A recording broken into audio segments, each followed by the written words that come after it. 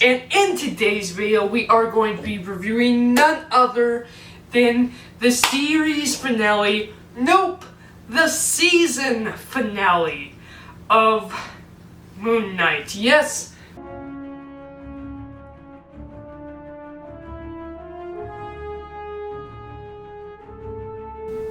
Hello guys and welcome back to Dylan's Little Hobbies.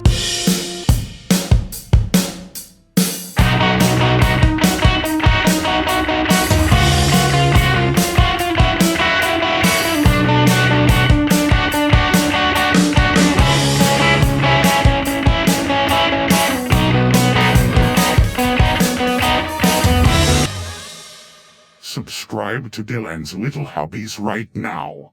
Moon Knight. Oh boy, what a great episode. What a great series. Literally, we had 9s all across the board. I think I gave it 1/8. Last episode was a 10 out of 10, and this episode to me is a 9 out of 10. I loved it. I thought that this was fantastic. I really did enjoy this entire show.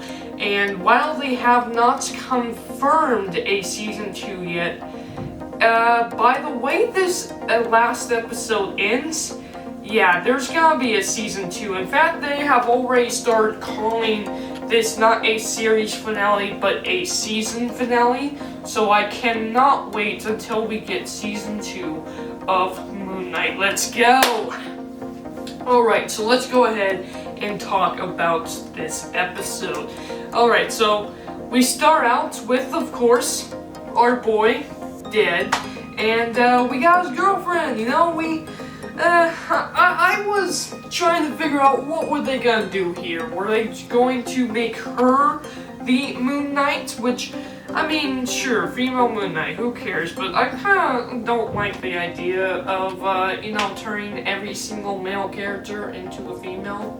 I'd rather have a female character be a great female character and become a great hero themselves, you know? So that is why I really love the fact that she actually got her own super suit. That's right, she's not taking the Moon Knight title.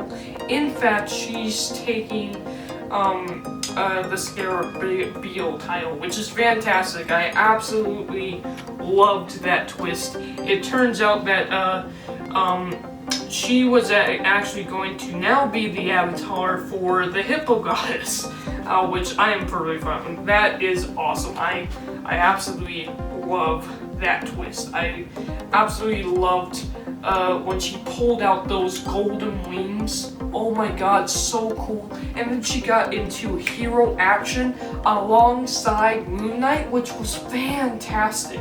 Oh yeah, Moon Knight, what happened with that? First she was just trying to get to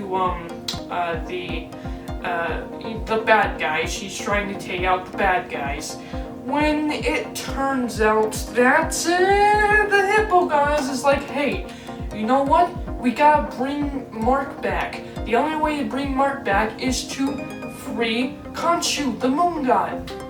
So she sneaks in to the big temple along with the big bad guys, and yeah, what does she do? She frees Khonshu, and Khonshu at first is wanting to make her the next avatar, but then he notices that our boy Steve and Mark is back. Now, what was going on with them on the other plane is Steve and Mark, well, Mark really, Steve turned into stone, and Mark is now free to live in heaven. However, this could be his only chance to go to heaven. However, while it's nice, it's peaceful, it's quiet, he can't be here without his friend. It isn't right. So he decides to turn around and run back. He tries his best to save his friend, only for him to turn to stone himself. As he does, the stone, his heart, of course, grabs, of boy Steven's heart, and pretty soon they both come back to life, and the door of Osiris opens. Osiris lets them through, and they run through back into their body, where, of course, the big man himself, Khonshu, comes up and saves him. Khonshu comes and gives him back the powers, turning him back into Moon Knight. Only here's the funny twist. Now he can just crisscross between Steve and Mark like that.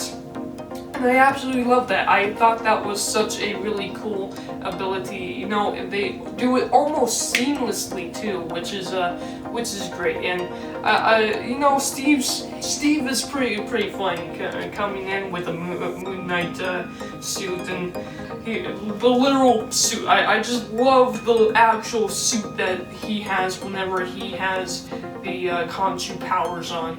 And he's like, yep, what about this deal? Let's make this deal. And Khonshu's like, really? You're trying to work this deal out now?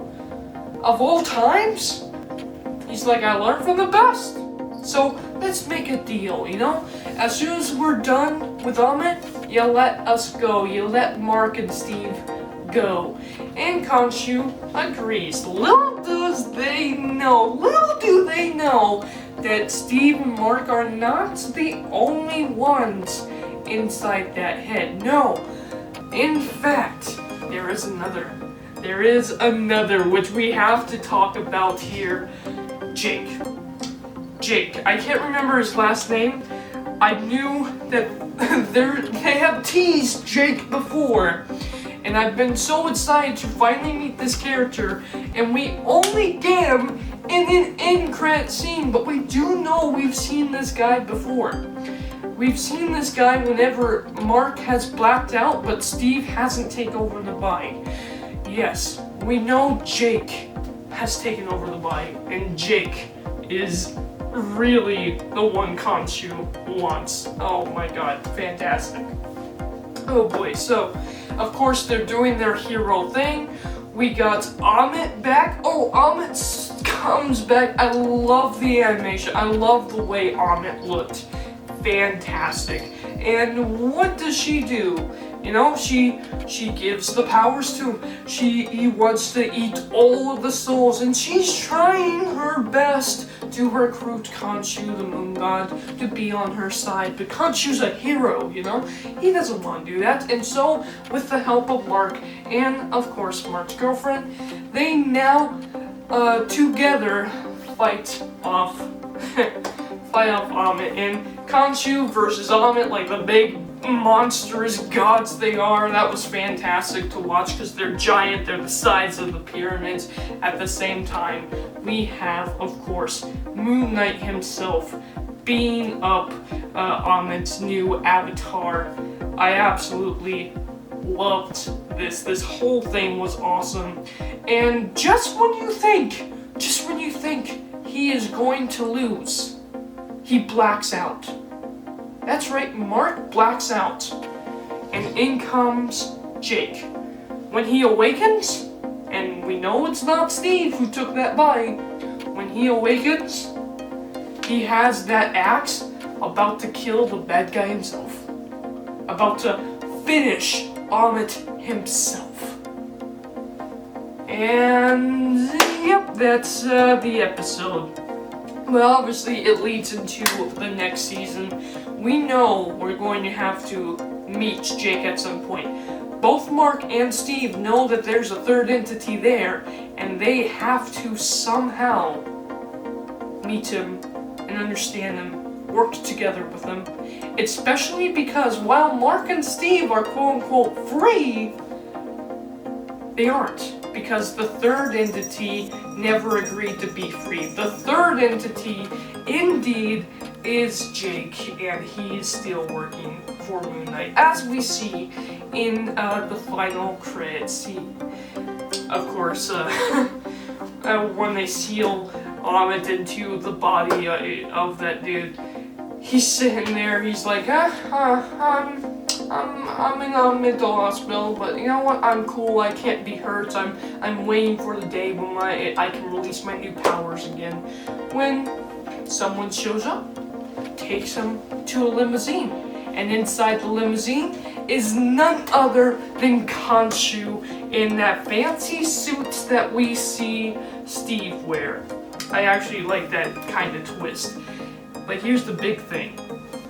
He says, meet my new friend. Actually, I don't think he says new friend. I think he says, meet my little friend. And it turns out to be Jake. And Jake shoots him dead. He's dead. Ammit might have gone to, Ammit might have gone to, being captured and everything like that in the underworld. But, yeah, he just killed him. I can't wait. I absolutely cannot wait till next season when we get none other than Jake. I can't wait. I cannot wait for that. With that said, guys, I've talked about everything I wanted to in this episode. I absolutely loved episode 6. There are a lot of other stuff that I kind of glossed over in this episode, so please, please, please go and watch Moon Knight. Please go and watch episode 6 especially, because this one was the best. Now, again, I'm giving it a 9. I think I did enjoy last episode more, and that's why I gave that episode a 10 out of 10. This episode, I gave a 9. That's still a really high score, and I cannot wait until next season to see exactly what's going to happen when Steve and Mark has to deal with Jake. Thank you guys for watching, and with that said, I am out. Bye.